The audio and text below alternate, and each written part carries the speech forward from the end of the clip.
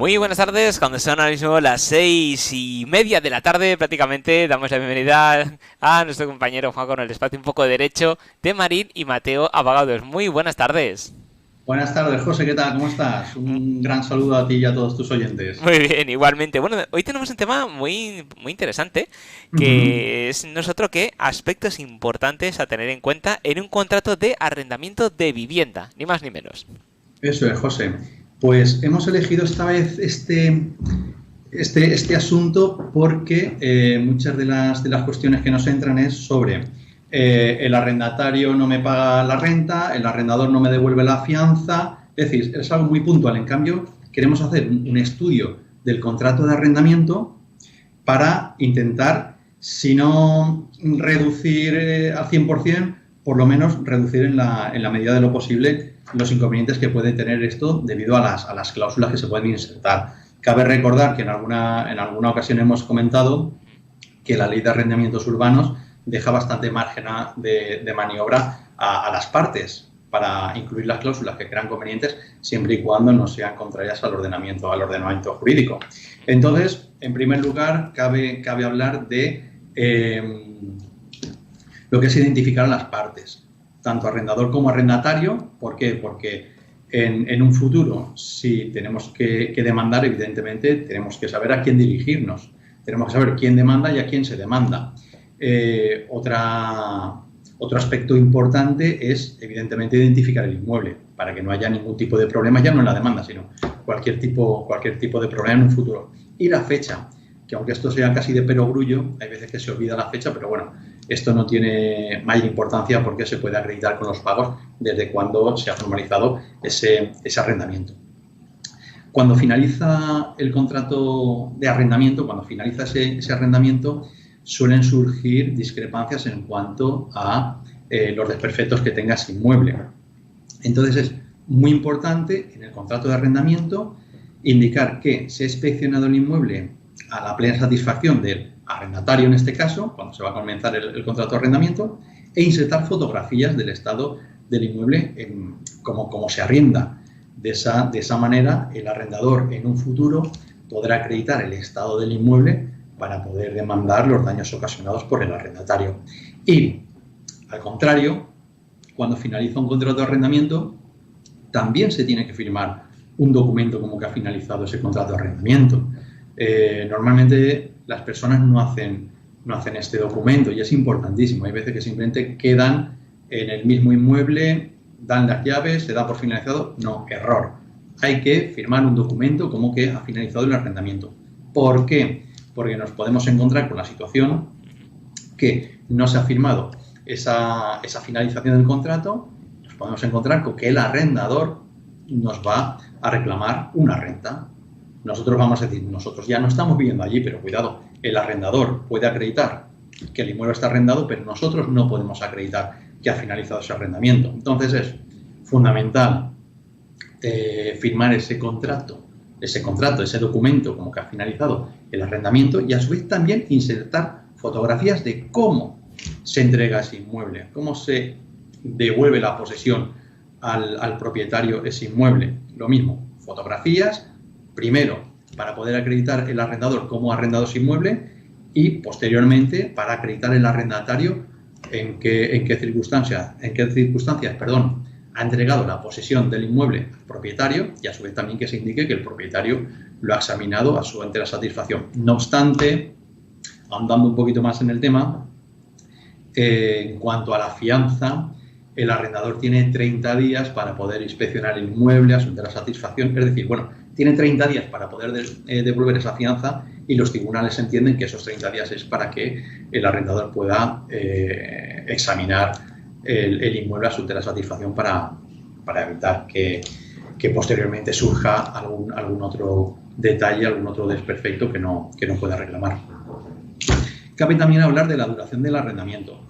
Hoy, sin ir más lejos, he tenido una consulta de ya un cliente, pero que me comentaba que ha arrendado su inmueble y únicamente el plazo ha sido de 1 año. Muy bien, se puede estipular el plazo que convengan a las partes, pero hay que tener en cuenta que, aunque se estipule 1 año, como mínimo, el arrendamiento puede prorrogarse hasta los 5 años, y esta es una facultad del arrendatario.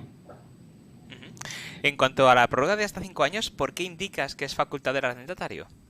Pues es facultad del arrendatario porque en este caso el arrendador no puede hacer absolutamente nada. Pese a que se estipule 1, 2, 3 o 4 años en el contrato de arrendamiento, es el arrendatario el que, por su parte, sí que podrá indicar al arrendador que no continúa en el arrendamiento, pero esta es una facultad, un derecho que se le da al arrendatario en este caso. O sea que, por mucho que el arrendador se empeñe en que quiere, antes de esos 5 años, repito, aunque en el contrato se haya estipulado 1, 2, 3 o 4 años, aunque el arrendador quiera finalizarlo antes de los 5 años, no podrá si el arrendatario no quiere. En este caso, también hay un derecho que le asiste al arrendatario, y es el derecho de desistimiento. Ello quiere decir que, una vez transcurridos 6 meses, el arrendatario podría desistir de ese contrato. ¿Qué significa? Pues que el arrendatario podría abandonar el inmueble, podría dar por finalizado el arrendamiento antes que cumpla el plazo estipulado en el contrato. En este caso también es importante señalar que al arrendatario, ¿qué le interesa? Al arrendatario le interesa que el contrato únicamente conste un año, porque él lo va a ir prorrogando, pero no hay que olvidar que el contrato es de un año. ¿Y al arrendador qué le interesará? El arrendador le interesa, primera, aunque indique un año, van a ser como mínimo 5 si el arrendatario quiere. Pero en caso de desistimiento le interesará 5 años. ¿Por qué? Porque volvemos a un aspecto importante que hay que fijarse en el contrato de arrendamiento. Se puede insertar una cláusula que indique que en caso de desistimiento el arrendador deba ser indemnizado por esa finalización anticipada del arrendamiento. Si no existe esa cláusula, el arrendador no podrá acceder a esa indemnización que se le está negando porque no ha puesto esa cláusula, evidentemente. La indemnización que puede solicitar el arrendador en caso de desistimiento es de una mensualidad por año incumplido. De ahí es lo que estamos comentando, que si se pone 5 años y el arrendatario lo ha dejado a los 6 meses, tendrá que satisfacerle 4 rentas y media como indemnización. Ahora bien, si el arrendatario antes de esos 6 meses decide dejar el inmueble, ¿qué pasa? Que tendrá que cubrir como mínimo esos 6 meses de renta. Es decir, a los 3 meses lo deja, pues tendrá que pagar los 3 meses que restan íntegros, más aparte si hay o no hay indemnización. Pero, como decimos, esto es un aspecto importante que se tiene que fijar el arrendador a la hora de arrendar el inmueble y redactar el contrato de arrendamiento. Otro aspecto importante es cuando el arrendador pretende recuperar la vivienda por necesidad. Como hemos comentado en algunas ocasiones, la Ley de Arrendamientos Urbanos ha sufrido diferentes reformas. Y en la última modificación que ha habido, tiene que expresamente constar esta particularidad. Tiene expresamente que constar que, tras haber transcurrido como mínimo un año del arrendamiento, el arrendador podrá recuperar el inmueble en caso de necesidad para sí o para sus familiares de primer grado, por consanguinidad o afinidad, es decir, para sus padres o sus hijos, y para el cónyuge. Esto es un aspecto importantísimo porque nos hemos dado cuenta pues, que muchas de las consultas no prevén esta cláusula. Entonces, por mucho que el arrendador quiera recuperar ese inmueble por necesidad, no va a poderlo, a no ser que conste en el contrato de arrendamiento esta particularidad concreta. ¿Y nos podrías decir algún ejemplo al respecto? Sí, bueno, un ejemplo, digamos el ejemplo más manido puede ser un divorcio. Un divorcio en el que hay una vivienda arrendada y los cónyuges están viviendo en otra vivienda. Pues, ¿qué ocurre? Que cuando se le adjudica la vivienda a uno de los cónyuges, el otro se queda sin vivienda, con lo cual eso sí que podría ser un caso de necesidad. Y hay un asunto de Gerona que me pareció cuanto menos curioso, porque eran madre e hija, tenían ambas un inmueble, lo arrendaron y ¿qué ocurre? Que cuando la hija pudo acceder al mercado laboral y tuvo dinero, se quiso independizar. Entonces requirió al arrendatario para que abandonase el inmueble, para que le retornase la posesión a ellos. ¿Tú qué crees que dijeron los tribunales? Pues los tribunales dijeron que sí, que tenía razón. Es decir, aquí primero no hay un numerus clausus, es decir, no hay unas situaciones cerradas en las que se diga sí o no. Es decir, hay que analizar caso por caso. En este caso, el juez entendió que la necesidad fue posterior al arrendamiento. Es decir, si la necesidad ya está previa al arrendamiento, pero tú por cualquier motivo no has querido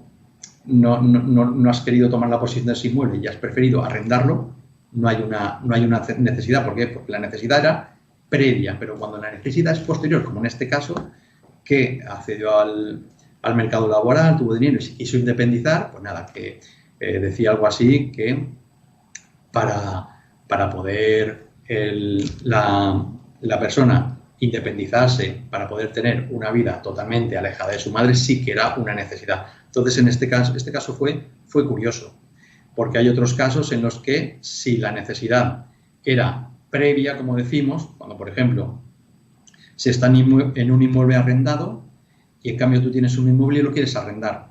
Después quieres volver a tu inmueble, a no ser que haya realmente una necesidad, que eso ya te digo, no puedo indicar el qué, porque tiene que ser caso por caso, se tiene que estudiar. Pero ¿qué pasa? Que aquella necesidad no es posterior, sino que es previa a haber alquilado el inmueble, con lo cual esa necesidad ya existía. Esto en cuanto a la cláusula también que se tiene que indicar. En cuanto a la renta, es importante porque todo el mundo damos por hecho que la renta se tiene que actualizar. No obstante, si no viene expresamente indicado en el contrato de arrendamiento, la renta no se actualizará. La renta será la misma en toda la vigencia del contrato. Entonces, en este caso sí que se puede pactar, una actualización de la renta. Se puede pactar en el contrato que sean 20 euros al año, por ejemplo. Se puede pactar en el contrato que sean el 10% de la renta. Perfecto. Pero hay un límite, y el límite es el IPC. Es decir, lo máximo que se puede actualizar una renta es el IPC. Si pactamos que se puede actualizar 20 euros anual y el IPC nos da el porcentaje, nos da que son 25 euros, se podrá actualizar a esos 20 euros. Ahora bien, si es al revés, no. Si pactamos que son 25 euros y el IPC indica que son 20 euros, únicamente se podrá establecer en esos 20 euros. Y continuando con la renta, es muy importante lo que decíamos hace unos programas de la tácita reconducción. Es importante cómo se establezca la renta, bien mensual, bien anual, porque ahí sí que entra la tácita de reconducción y esto es importante tanto para arrendador como para arrendatario. Si no te importa, como has comentado, la tácita de reconducción, ¿podrías recordarla brevemente? Porque es un concepto muy importante y conviene tenerlo muy en cuenta. Sí, no, esto es importantísimo. Pues así en líneas generales, la tácita de reconducción se da cuando, el arrendatario, una vez finalizado el contrato, sigue usando el inmueble como lo dice la ley, con la aquiescencia, es decir, con el beneplácito, con el permiso del arrendador. Si lo sigue utilizando durante 15 días, el contrato entra en tácita reconducción. No es una prórroga del contrato, es un nuevo contrato que se rige por las mismas cláusulas que tenía el contrato que se firmó en su día. Ahora bien, el plazo no será el mismo, por eso es importantísimo la renta. Dependiendo de cómo se ha estipulado la renta, así será la tácita de reconducción. Un ejemplo muy sencillo. Puede haber un contrato de arrendamiento que se indique que son 6.000 euros anuales pagaderos a 500 euros mensuales.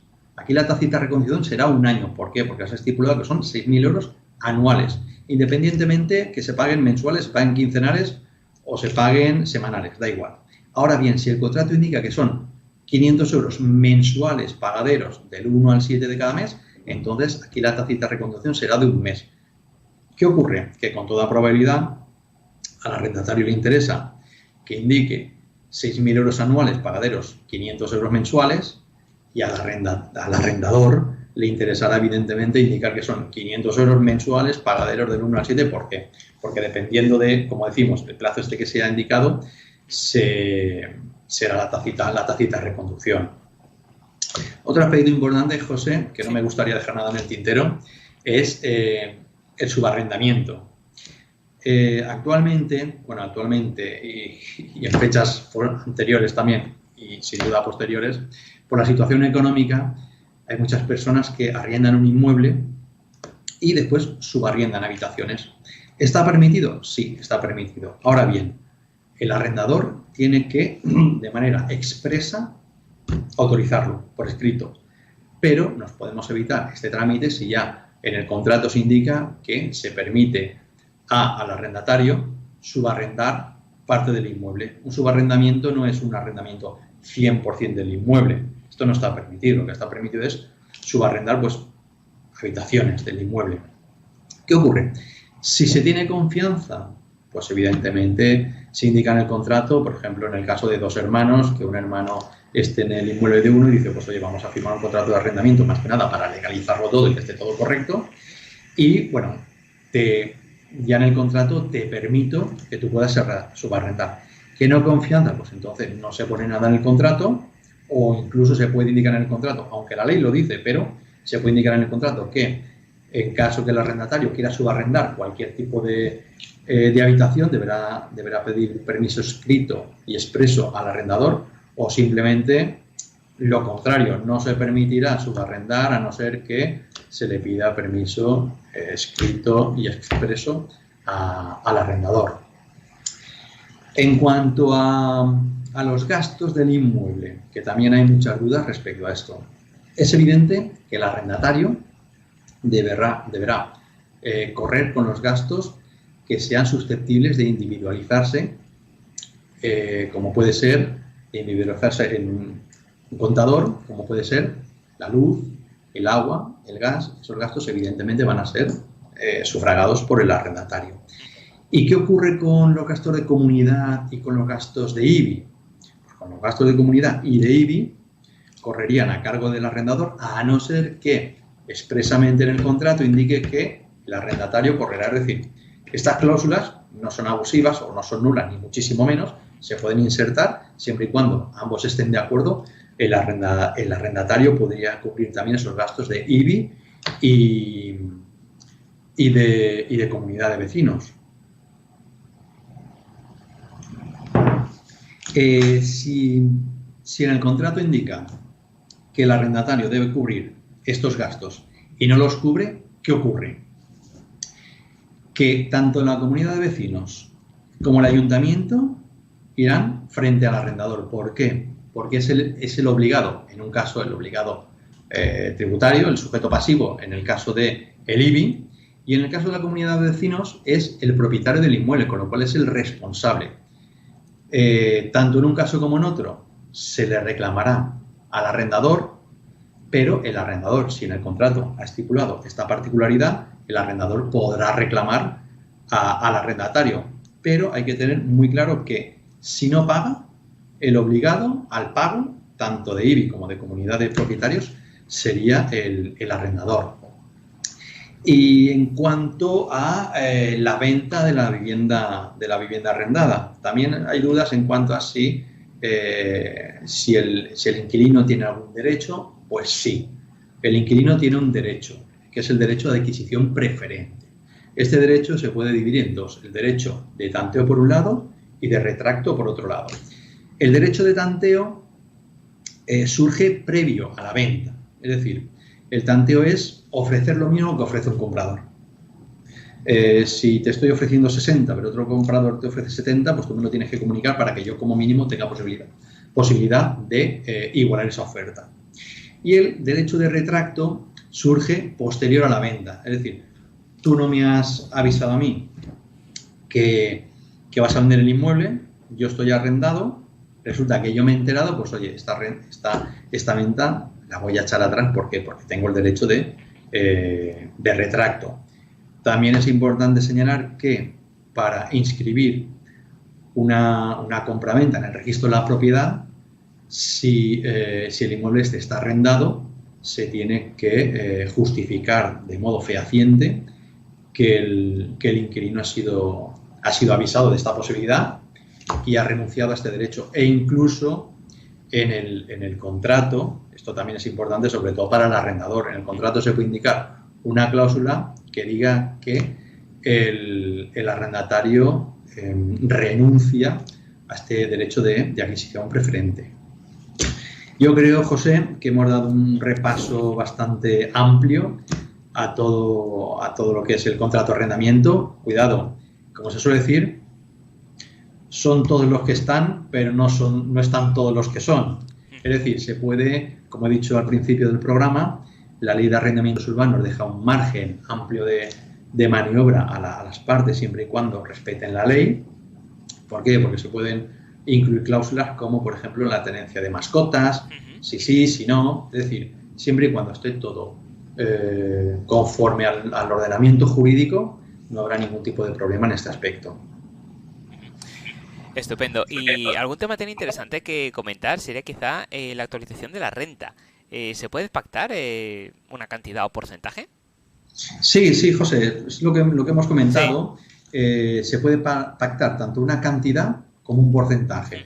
Ahora bien, el techo estará siempre en el IPC. En el IPC, vale, para que quede claro, sí. Para que quede claro ese tema. De todas maneras, hemos visto que cada caso es particular y además este tipo de contratos, pues, como bien has comentado, pues puede tener muchos anexos y sí. Conviene siempre, pues, que cada caso, como muy bien hacéis en Marín y Abogados, tratarlo de manera personalizada.